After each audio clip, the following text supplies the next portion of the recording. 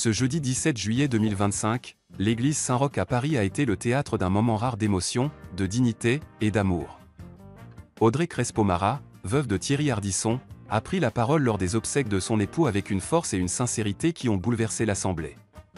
Elle a respecté chaque détail de ses volontés. Thierry Ardisson, qui s'est éteint le 14 juillet dernier des suites d'un cancer du foie, avait tout orchestré pour sa dernière apparition.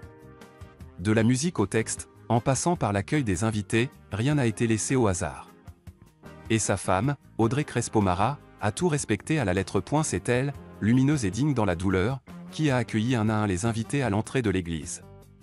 Un geste rare, profondément humain, qui a marqué les proches présents, allongeant l'attente, mais rendant cette cérémonie encore plus personnelle. Tu m'as dit, ne faites pas chiant, à 16h30 pile, comme prévu, le cercueil de Thierry Ardisson est arrivé sur le parvis de l'église. Dans l'esprit de l'animateur visionnaire, tout était prévu comme une mise en scène.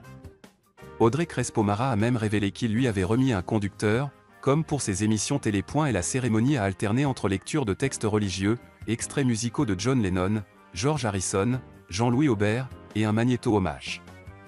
Mais c'est le discours d'Audrey Crespo-Mara qui a figé l'assistance. Tu m'as dit, pitié à l'église avec les curés et les enfants, ne faites pas chiant.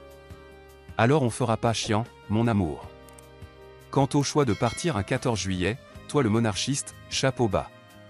Tu es né un 6 janvier, le jour de la fête des rois, et tu as dit fuck le jour de la Révolution. Avec les enfants, ça nous a bien fait marrer.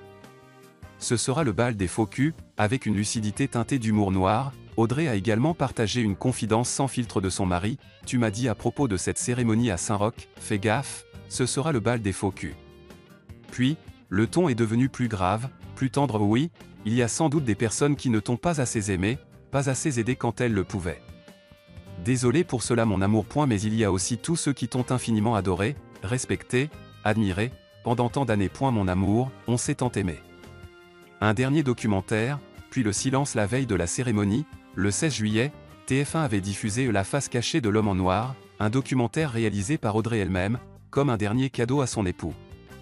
Ces 2 jours de deuil public, en images et en paroles, viennent clore un chapitre majeur de la télévision française. Mais pour Audrey Crespo-Mara, le deuil continue, dans l'intimité, loin des caméras. Elle s'est retirée provisoirement de l'antenne, laissant Anne-Claire Coudray assurer les JT du week-end. Thierry Ardisson, 1949-2025. L'homme en noir, le provocateur élégant, le faiseur d'émissions cultes, le dandy libre, repose désormais dans la lumière.